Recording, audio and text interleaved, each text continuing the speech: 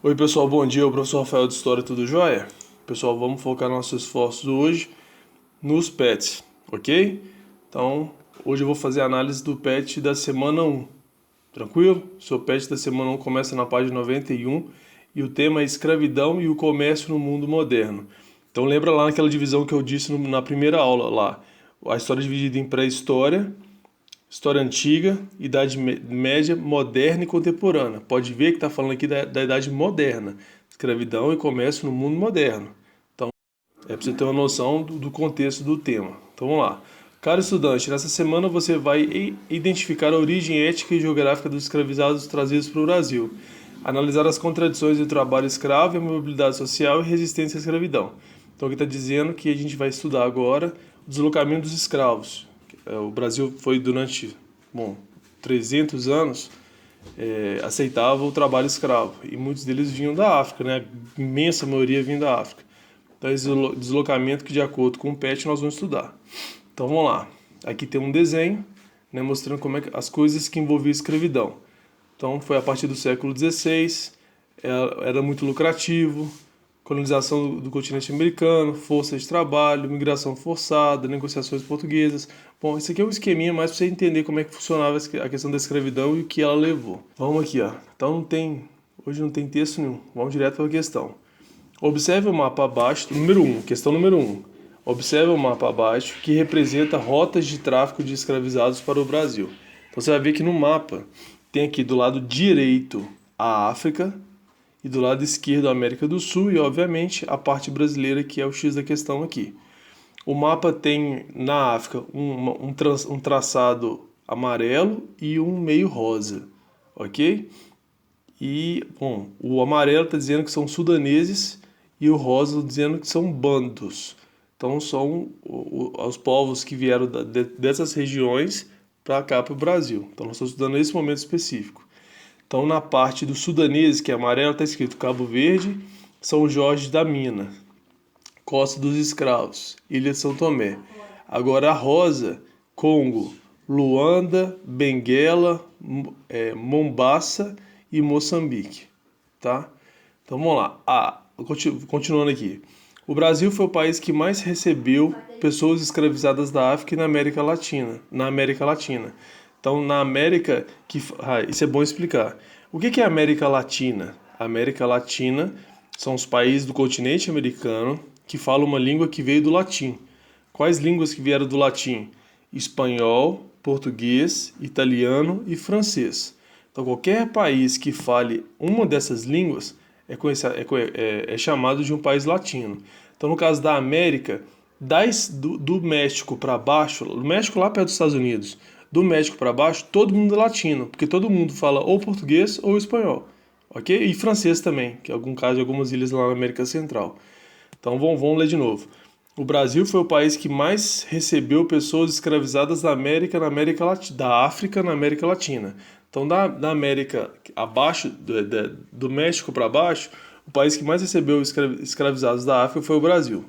Milhões de africanos foram arrancados de seu continente, o que acarretou a desorganização dessas sociedades, das suas tradições e seus laços familiares. Obviamente, né, milhares de pessoas, milhões de pessoas vieram para cá, então lá de onde a região foi retirada, isso, além da questão sentimental, obviamente, vai gerar um problema muito sério social, né? Várias pessoas, milhares de pessoas vão sair de lá, vai ter uma grande desorganização social no lugar. A partir da análise do mapa, podemos observar que chegaram ao Brasil pessoas de diversas regiões da África, dentre as quais se destacaram os grupos. Então a gente já falou um pouco sobre os grupos aqui, né? Tá lá, ó. Sudaneses e bantus. Sudanês que está de amarelo e bantus está de rosa. Então vamos reler aqui. A partir da análise do mapa, podemos observar que chegaram ao Brasil pessoas de diversas regiões da África, dentre as quais se destacaram os grupos A. Provenientes do norte da África em sua grande maioria, tendo destaque para grandes habilidades como trabalho artesanal. Olha para você ver, os desenhos, a cor, né, amarela e rosa, ele está do norte da África?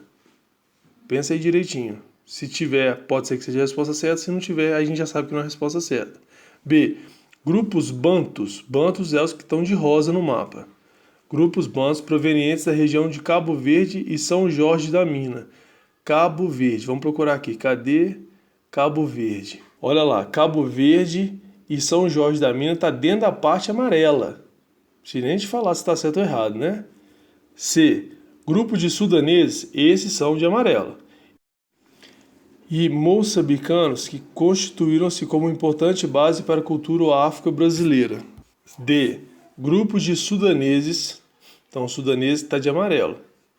E bantus, então dos dois grupos, tanto de amarelo quanto de rosa, que no Brasil se concentraram principalmente no Rio de Janeiro, Salvador e Recife. Então vamos ver aqui. Aqui está dizendo que tanto os sudaneses e bantus vieram para o Rio de Janeiro, Salvador e Recife. Para o Rio de Janeiro veio quem? Olha aqui na linha. Veio alguém, veio todo mundo de amarelo e de rosa, veio gente para o Rio de Janeiro? Eu acho que aí já ajuda já entender se essa resposta está certa ou errada. E é grupo de sudaneses e bantus que foram enviados ao Nordeste brasileiro, tendo como principal campo de atuação a produção azucareira. Então, tanto o grupo de amarelo quanto de rosa, você viu que foi para o Nordeste? Tem os grupos dos dois do Nordeste? Se tiver, a gente está caminhada a resposta também. Então, qual delas que está certa, referindo a esse mapa? Acho que dá para fazer tranquilo. 2. Por aproximadamente 3 séculos, as relações de produção escravistas predominaram no Brasil, em especial nas áreas de plantation e de mineração. Então, as regiões que a gente plantava para exportação, né, que a gente chama de plantation, são grandes plantações de uma coisa só, que no caso desse período era o açúcar, né? E na mineração, que depois foi do ouro aqui em Minas Gerais, ok? Então, está falando que durante 3 séculos o sistema escravista foi fundamental para esses dois sistemas de dinheiro, de ganhar dinheiro, né? Plantation e mineração. Sobre o sistema escravista, é correto afirmar que, então quer dizer o que está certo, só um desses que está certo. A. Impediu as negociações entre escravos e senhores, daí o grande número de fugas. Tem alguma coisa a ver com isso na questão? B. Favoreceu ao longo dos anos a acumulação de capital em razão do tráfico negreiro. C. Possibilitou a cristianização dos escravos, fazendo desaparecer a cultura africana. Aí já pega pesado, né? A cultura africana já desapareceu ou ela existe ainda? Só olha lá, por exemplo, capoeira, feijoada, tá aí até hoje. D. Foi combatido por inúmeras revoltas de escravos, como a do Malês e de contestados. E foi alimentado pelo fluxo contínuo de mão de obra africana até o momento de sua extinção em 1822. Então você pode ficar em dúvida aqui em duas questões. Cuidado só com a parte final de uma delas. Eu acho que é uma dica que eu posso dar para você sem dar a resposta. Ok? Só tem uma resposta certa.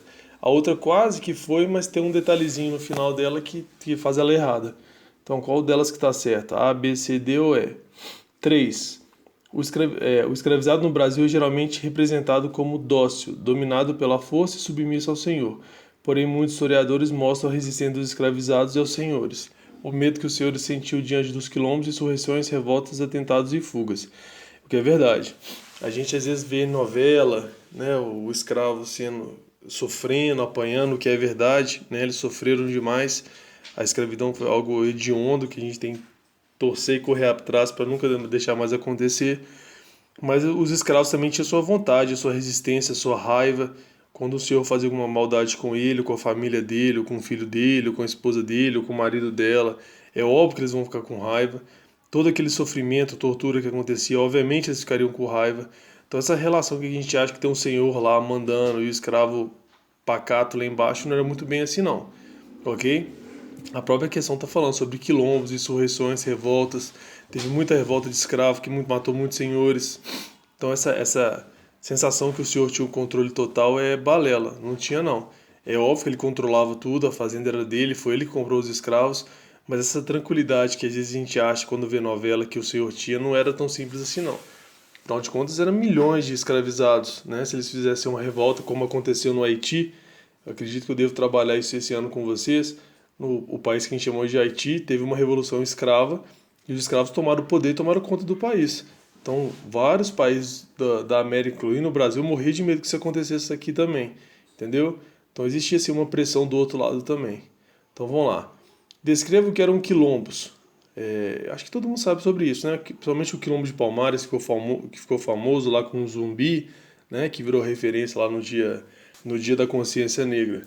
Então, se você não souber, dá uma pesquisada aí, mas é bem fácil, né? Acho que todo mundo sabe o que é um quilombo. B.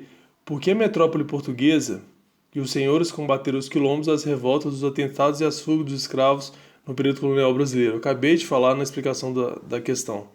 Só você voltar aí no áudio que eu estou explicando a questão 3, você vai saber a resposta. Tranquilo? Então tá feita a análise da semana 1.